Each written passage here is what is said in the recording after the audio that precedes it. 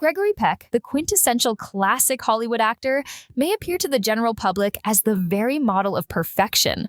A charismatic and upright leading man in such films as To Kill a Mockingbird and Roman Holiday, Peck had a powerful public persona, yet his life was marred by deep tragedy, loss, and unresolved grief. In the midst of Hollywood's glitter, he had to face familial traumas, such as his son's tragic death and his own unstable childhood. How was it that Gregory Peck was able to become a symbol of compassion while standing steady in the face of such terrible trials? In these quiet times when he confronted and conquered his own demons, as well as in his illustrious acting roles, we invite you to share in Gregory Peck's profoundly moving and resilient journey.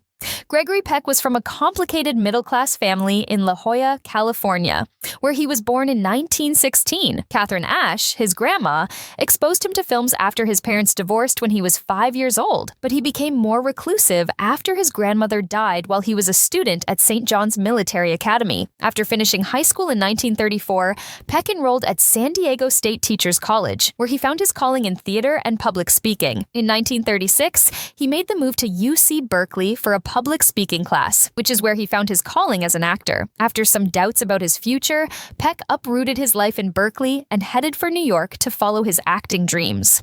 He became a resilient legend in Hollywood by facing life and work setbacks with endurance. It was an uphill battle for Gregory Peck, who had come to New York City with the goal of becoming an actor, to establish himself in the competitive theater industry. He studied acting under the tutelage of Sanford Meisner, a true master of the craft at the neighborhood playhouse. Peck learned from Meisner that acting is about more than just playing a role. It's also about establishing an authentic connection with the audience through one's own feelings and those of the character. In the beginning, Peck had to work odd jobs like modeling, giving tours of Rockefeller Center, and handing out brochures just to make ends meet. He spent all his free time studying and performing. Gregory Peck made his stage debut in 1941's The Doctor's Dilemma, written and directed by George Bernard Shaw. Despite the lack of critical praise, Peck gained valuable experience that will serve him well in his future roles. He kept looking for roles, and he eventually appeared in productions of The Morning Star, The Willow, and I, among others, on Broadway. Peck became well known in the New York City art scene and refined his acting chops via his many roles. Peck was ineligible to serve in the military due to a back ailment he sustained in a dance class with Martha Graham. However, he was drafted, along with many other performers of his time, when World War II broke out. Although it may have appeared to be a setback to some, Peck viewed it as a chance to devote himself entirely to his acting profession. Producers noticed Peck because of his strong physical appearance and genuine acting approach, which helped fill Hollywood's need for new talent at the time. In 1904, the anti-discrimination picture Gentleman's Agreement catapulted Gregory Peck to stardom. Peck displayed acting prowess and bravery in tackling social issues as a journalist who posed as Jewish. He tried his hand at a number of roles, including that of a cowboy who defied convention in Duel in the Sun, 1940s. Peck discovered theatrical inspiration and made significant contributions to his hometown's La Jolla Playhouse in the late 1940s, when he co-founded the theater. A wood-to-war picture depicting leadership and the stresses endured by troops, 12 O'Clock High, continued his triumph in 1940. With a winning combination of charisma and acting chops, Peck became an iconic figure in Hollywood throughout the 50s and 60s. Two of his most famous roles were as King David in David and Bathsheba, named 51. Some of Peck's most notable films from the 1960s are The Guns of Navarone, 1961, Cape Fear, 1962, and The Omen, 1976. But he became a symbol of honesty and bravery in his portrayal of Atticus Finch in To Kill a Mockingbird, 1962, for which he received the Academy Award for Best Actor. Among the many accolades bestowed upon Peck were the Academy Award, Golden Globe, Screen Actors Guild Lifetime Achievement, American Film Institute Lifetime Achievement, and in 1998, the National Medal of Arts. The personal life of Hollywood actor Gregory Peck was complicated and full of ups and downs. In 1942, he wed Greta Kukkonen, and the couple had 3 sons. Nevertheless, they divorced in 1955 after their love became irreconcilable. Anthony and Cecilia were raised by Peck and Veronique Passy, his second wife, whom he met in 1952. The couple was married for 48 years. In the 1960s, Veronique helped raise around $50 million for the American Cancer Society and co-founded Los Angeles' Inner City Cultural Center. demonstrating her strong commitment to art and philanthropy. When 31-year-old Jonathan Peck took his own life in 1975, it was a devastating blow to Gregory and his family. Though he battled arteriosclerosis and mental problems, young Jonathan was full of energy and drive.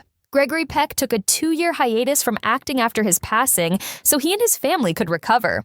As a result of his own problems, his marriage to supermodel Cheryl Tiegs failed, and his youngest son Anthony, too, battled alcoholism. Gregory Peck was a doting father who strived to set a good example for his children.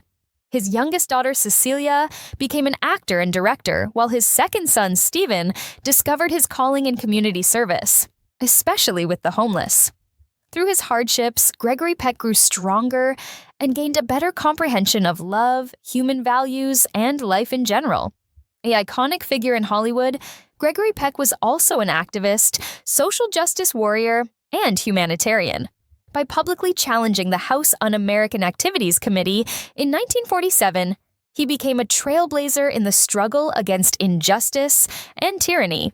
During the 1960s, his portrayal in To Kill a Mockingbird became an emblem of honesty and the determination to stand up for what's right.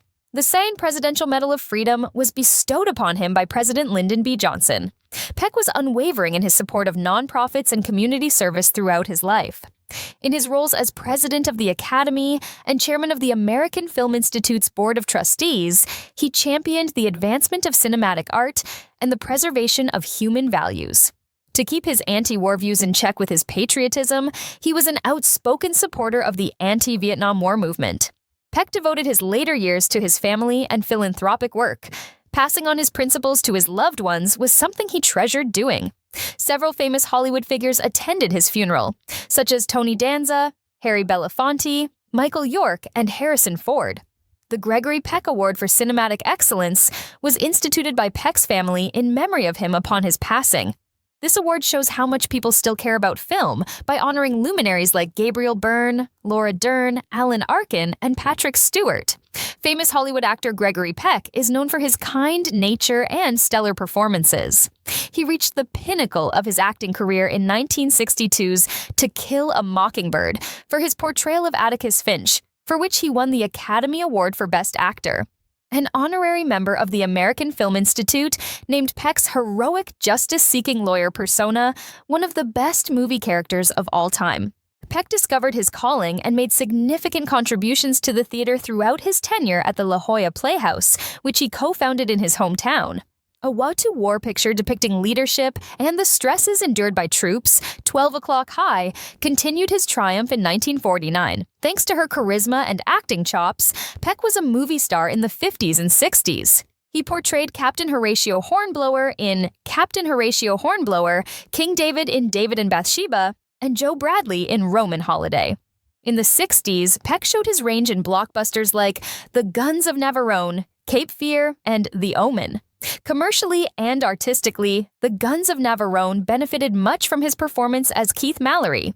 The impact of art and humanity is exemplified by Peck's enduring legacy, which includes his iconic roles and significant contributions to both society and cinema. As one of the most iconic figures in Hollywood history, his charisma, skill, and modesty made an unforgettable impression. The personal life of Hollywood actor Gregory Peck was complicated and full of ups and downs. In 1942, he wed Greta Kukkonen, and the couple had 3 sons.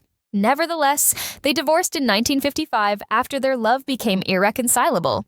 Anthony and Cecilia were raised by Peck and Veronique Passy, his second wife, whom he met in 1952. The couple was married for 48 years. In the 1960s, Veronique helped raise around $50 million for the American Cancer Society and co-founded Los Angeles' Inner City Cultural Center, demonstrating her strong commitment to art and philanthropy. When 31-year-old Jonathan Peck took his own life in 1975, it was a devastating blow to Gregory and his family. Though he battled arteriosclerosis and mental problems, young Jonathan was full of energy and drive. Gregory Peck took a 2-year hiatus from acting after his passing so he and his family could recover. As a result of his own problems, his marriage to supermodel Cheryl Tiegs failed, and his youngest son Anthony, too, battled alcoholism. Gregory Peck was a doting father who strived to set a good example for his children. His youngest daughter, Cecilia, became an actor and director like her father, while his second son, Stephen, discovered his calling in community service, especially with the homeless. Through his hardships, Gregory Peck grew stronger and gained a better comprehension of love, human values, and life in general. Gregory Peck was an iconic Hollywood actor who had a profound impact on society, politics, and charity. In 1957, he stood up to the House Un-American Activities Committee, marking a watershed moment in the struggle against injustice and oppression. During the 1960s, Peck's portrayal of the title character in To Kill a Mockingbird came to represent honesty and the will to stand up for what's right. President Lyndon B. Johnson recognized his achievements in advancing social fairness and progress in 1969 by awarding him the Presidential Medal of Freedom. Peck was unwavering in his support of nonprofits and community service throughout his life. He oversaw the American Film Institute's Board of Trustees and the Academy of Motion Picture Arts and Sciences as president and president, respectively, and advocated for the advancement of cinematic art while preserving human values. To keep his anti-war views in check with his patriotism, he was an outspoken supporter of the anti-Vietnam War movement. In the late 1990s, Peck retired from performing and began to devote more time to his family and humanitarian work. Events, award ceremonies, and social engagements allowed him to keep his profile high in the entertainment world. His impact on generations of performers and spectators is just as important as the accolades and successes he garnered. Among the all-time great film characters, the American Film Institute put Atticus Finch from To Kill a Mockingbird among the highest. In tackling the world's most pressing problems, Peck's memorable performances and kind nature will live on. His enduring impact exemplifies the transformative potential of art and mankind.